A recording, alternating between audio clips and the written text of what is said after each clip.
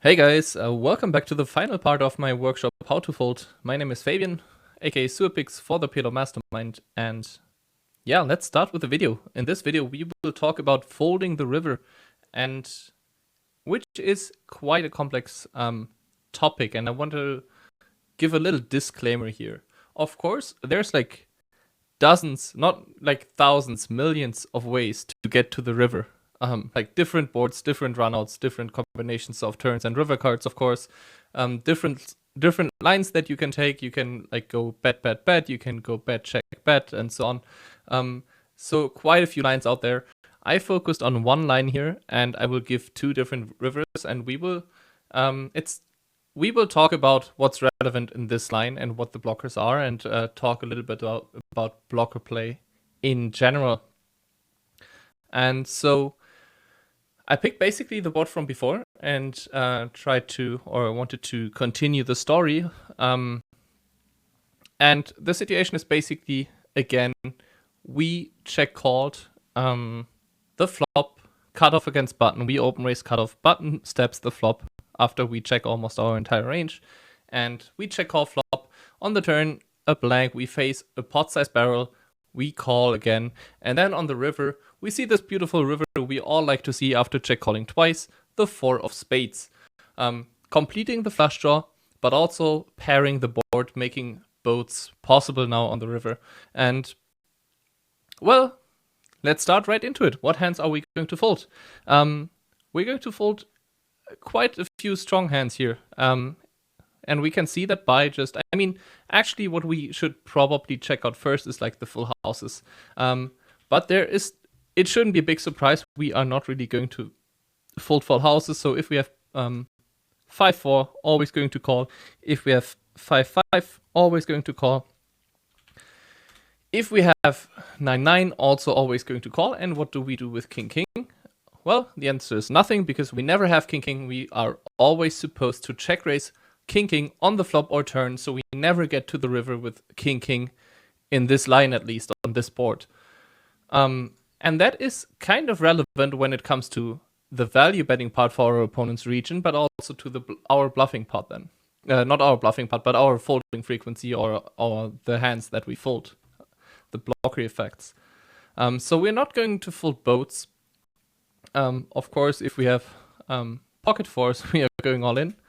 And so the next best hand that we can have here in terms of just pure hand strength is a flush. So if we filter for two spades, we can already see we're folding almost half of our flushes here. And it's not even and that's quite a big deal. As you can see here in the bottom right, that's like a flush is like 40% of our range. Like to call a pot size bet on the turn, we need some equity and we mostly need flush draws. So quite a big part of our range is a flush here on the river, and we are going to fold half of that. Folding half of that here on the river, and as you can see here, it really comes down to the blocker. So, what we could do here again, we exclude like everything with a 4. If we have spades with a 4, for the trip blocker being, it's almost always a call. Let's just say this is a pure call, more or less. So we can exclude that. Spades with a 4, or spades without a 4, without pocket 5s, without pocket 9s. And we see folding frequency increases even a little bit to 51%. We could filter for the nut flush. Does it make a difference if we have the nut flush or not? And we see it makes a difference. So the nut flushes are going to call most of the time here.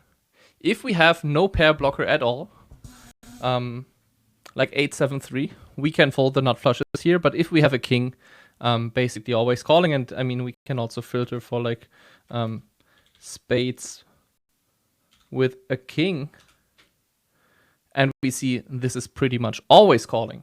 And this is very relevant, or like here we can see how important the blocker is. So we definitely want to block the value bets from our opponent. Here there's also king 4 in there, but it doesn't matter. It's always pure calling. So always calling when we have a blocker to the board. Let's see about like spades with a 9. Spades with a 9 only calling 41% of the time. And then let's see spades. I mean, if we even check for spades with a 9, but without pocket 9s and without a 5, let's say, or without pocket 9s and without pocket 5s. Higher frequency fold, definitely. And we also saw nut spades are almost always calling. If we exclude that as well, we see we're actually folding 96% of the time. So if we have a 9, it's not even that great. If we remove the 9, it gets a little bit better. And the question is now, why is that? Why are we always calling? Why are we always calling with a king, but why are we not calling with a 9? And the reason is because our own range still contains pocket 9s, and so when our opponent blocks a 9, he actually blocks strong parts pocket 9s after not check raising the turn and excluding pocket 4s, then pocket 9s is basically the best hand that we have here on the river. And so when our opponent has a 9 in his hand, he might be likely to bluff. So with a 9, we actually bluff. We block some of the value bets from our opponent, but we also block his bluffs. But if we look at the Monker Solver sim here for the river, which is actually this sim, we can see for the in-position player, if he has a king, there's not too much bluffing going on. So king without spades, without kings, without 9s, without a 4. So we see most of the time we're going to check back. Some of the time in position will find a weak king in order to bluff, like ace king with ace of spades makes a decent bluff, because we saw out of position is supposed to call with a nut flush most of the time. So we want to block the calls when we are bluffing, and so we use the nut flush blocker here. And we also saw the king blocker is very important for out of position, but at the same time here, a king still has showdown value. But if we look, for example, look at a 9, we can see this is actually a very high frequency barrel here. A 9 without pocket 9s, without pocket kings. I mean, we could also exclude pocket 5s, but it doesn't really change a lot. So a 9 is definitely part of his bluffing range, and we could also look at the same stuff for a 5, and we see a 5 also a high frequency barrel here. So for out of position, yes, when we block a 5 or a 9, we block the value, but we also block the bluff. So it's not even that great to have a 9 or a 5 with a flush blocker here, or with a flush on the river in order to call down. We really want to have that king, because a king is not as likely as those other hands to bluff, because a king has showdown value.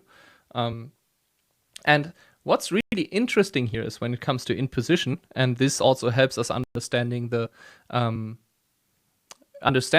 folding a little bit better, or how it works, is if we look at the value betting for in position, especially if we look at the nut flush here, we see very often we're going for a value bet, pot size being the size that's used here, and then 30% of the time we're also going to check back. We can kind of ignore the smaller sizing. It's not used very frequently at all, as you can see, like only 1% of the time, 1.5% of the time totally. But if we look at a nut flush with a king now, we see it's checking big 80% of the time, and you might be, oh wow, but I thought a king is a good blocker. Well, it is for the out of position player, but the in position player, he really wants the out of position player to have a king in order to bluff catch. And as we know, he's always going to check raise on the turn if he has pocket kings. He might have some king 4, so we block some value with a king, like some stronger hands, but we really want our opponent to have a king in his hand when we are value betting, so that we can get some value, because our opponent is supposed, when he has a king with a flush, he's always going to call. And as we will see in a second, he's also supposed to call some hands like ace king. He's supposed to call hands like king 9 or king 5 because of blocker effects, but also folding some flushes. So this concept, or on the river, it's most evident how important the blockers are, and that blockers, even on the river, even if there's no other card to come, the blockers are super important, and they determine whether we can fold, call, or raise even. So yeah, and get those things right. If you are in position and you're value betting, think about what do you actually want to block. Does it help you to block a king here on the river? It doesn't help you. Usually, in other scenarios, when it's a paired board and you're considering to value bet a flush, it helps blocking the boats, of course. But try to identify here which boats are actually relevant. And the king is not a relevant boat blocker, at least not too relevant. Again, king 4 a little bit out there, but it's way more important for us that out of position has a king when we don't have a king, and that he will call us when we have the nut flush. So we will go for some light value bets here with a nut flush. I mean, we could even, if we exclude a king here, if we exclude a 4, I think we are almost never, yeah. Then it goes even up a little bit, the check back frequency here. It basically, when we block a king and we have the nut flush, we make it more likely that for either our opponent has another like lower flush without a blocker that he's going to fold, or he has a hand like pocket 5s, pocket 9s, 5-4, and we really want to avoid betting into that as the in position player. But again, let's focus on the folding, but I thought it's really like to understand the folding, you kind of have to know what's going on in terms of value betting for the in position player. So that is why we prefer folding with a 9 or a 5 and a flush in our hand, but we want to call with a king because we then block kings. And as I mentioned before, against the pot size bet, if we have a king here, let's say a king, we already saw like a king with a spades, we are always calling. So, but what about a king without spades and without a 4? Because we know a boat we are always calling. So let's exclude the boats. We see we are calling them sometimes as well, and especially it looks like if we have like another boat blocker. So let's look at king 9, for example. We can see 65% calling, and then also king 5, we can see 45% calling. It's definitely out there. And if you look at, or if we look at what kind of hands we really like to, or what other blockers are relevant, for example, if we, let's say king 7-5, we see 80% folding, king 5-8, 80% folding, king 5-6, 80% folding, king 5-10, 75% folding, king 5-jack, and so on. Like, basically what I'm pointing out here, or what I want to say is, if you block the missed straight draws, you want to fold more often, because those are also potential plus for our opponent, that he could just ram it in here. I mean, the boats got there, the flushes got there, so what does he have left to bluff with? It's the busted straight draws. So we really don't want to bluff that. We really don't want to block that. And so, for example, if we have a deuce blocker, that makes more of a call, although we don't have that hand too often here. Same goes for a 3. A 3 also blocks some of the straight draws, but not the relevant ones really. Maybe let's look at an ace. An ace is a little bit more neutral, but also slightly in favor of calling. So that's kind of what you have to look out for. So you don't want to block the straight draws when calling. And so basically, and since we're talking about folding, if you want to fold, make sure you block the straight draws. Block the hands that have straight draws. And yeah, but we can also, even like if we look at a king, let's say even without a 5 and without a 9 completely, we see we can mostly fold. So we want to have the pair blocker. There's some calling going on if we have beneficial blockers, again, like ace, ace, king, deuce. Like the deuce blocker is helpful, 3 blocker is helpful. And it goes even that far that if you look at this, deuce, deuce, 3, 3, and not blocking any of the potential draws is also going to call down here. We have some blocking effects regarding pocket kings, because, for example, the king, the hands with a 3 or a deuce that he calls on the button are more likely to be pocket kings than anything else. Like, he's not going to call a hand like, I don't know, ace, queen, 3, deuce on the button, I guess. And, or like, I don't know, 6, 7, 3 deuce or whatever. Or even even like 6, 7, 8 deuce, he's not going to call those hands. So we are not blocking the bluffs with a 3 and the deuce, but maybe some value bets. And so that is good enough for us to call here. Yeah, quite interesting stuff in my opinion. It shows how important the blockers here are on the river, and it does not, like, the absolute hand strength is not that important. It's important what you block and what you unblock when you think about bluffing or value betting and folding. Like, it all works together basically. Now, let's take a look at another river as well here. And the other river that I prepared for you is the 7 of clubs. And to the untrained eye, it looks like the 7 of clubs is like, it's not that bad. Or like, yes, we have some, it's not the greatest river, but we have some bluff catchers here and we're doing all right. Whereas like you usually feel like on the 4 of spades, you're actually not doing that well because your opponent has all these boats. But if you look closer here, you actually see that we are folding more often against the river jam here. We are folding 60% of the time, whereas in this scenario, we were only folding 55% of the time. So we have a few more bluff catchers here, but also there is one main difference, and we talked about this earlier when it comes to folding. I think I talked about this in the first video. We basically never go all in here because we don't have the value hands. The only hands that are going all in are pocket fours, and they are super likely, super unlikely. And basically, we're going to pick some bluffs with a 5% frequency here, like ace, king, 6, 5, going for the YOLO bluff. Yeah, but basically, we're never going all in. However, here, if we are facing a pot size bet here, we are also never leading this river, by the way, because usually when a backdoor straight gets there, it's bad for the out of position caller, and we want to call a lot because it's not part of our flop check calling range too much, but it could be part of our opponent's barreling range.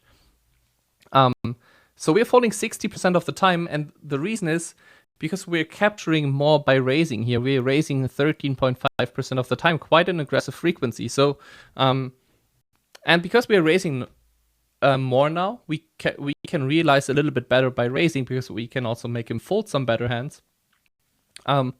It makes us, or it enables us to defend a little bit less passively. And I think I described this effect already in the first video as well. And I thought that's kind of interesting because I think in a lot of people's minds, it's like, oh, the 7 of clubs is actually,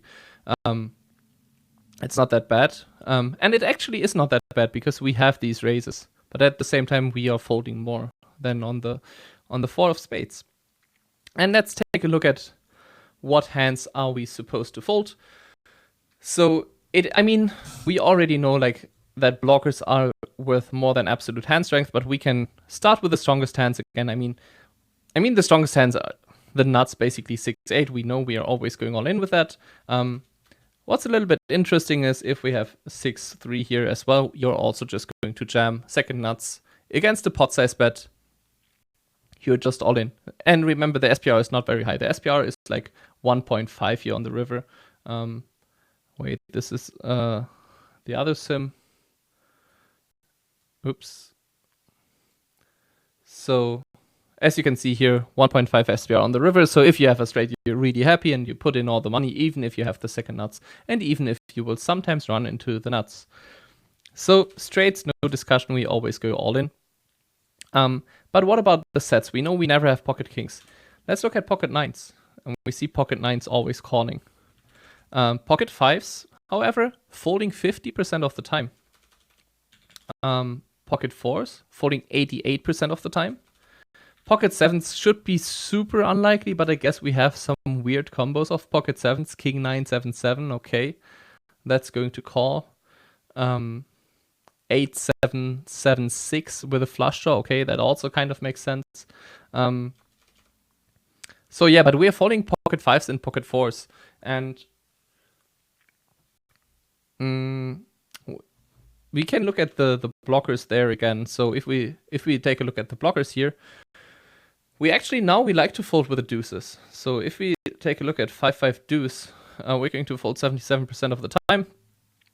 And here the reasoning is a little bit different. Like now the straight draws got there, and now we kind of want to block the straight draws. So we want to not block a hand like a 10 or a jack, because this is so you can see 5-5 10, 5-5 jack, 5-5 queen. This is basically the busted other straight draw, and we're going to fold that. Like we don't want to block that basically. And so if we have fives without a queen, jack 10, it's looking way better. So we are going to call a decent frequency. So even if it's not directly related to even if we exclude, let's say 6, 7, and 8, or 7 maybe not, it's still like the frequency doesn't change. It's so here, yes, it helps to block the straights, but it's more about not blocking the potential bluffs from our opponent again. Remember, same concept as like on the 4 of spades river. We don't want to block a 9. We don't want to block a 5 because those are the potential bluffs for our opponent, like a 9 or a 5. So yeah, and then what else do we have? We have 2 pair. And we probably, we see some folding, some calling again. And let's exclude the straight.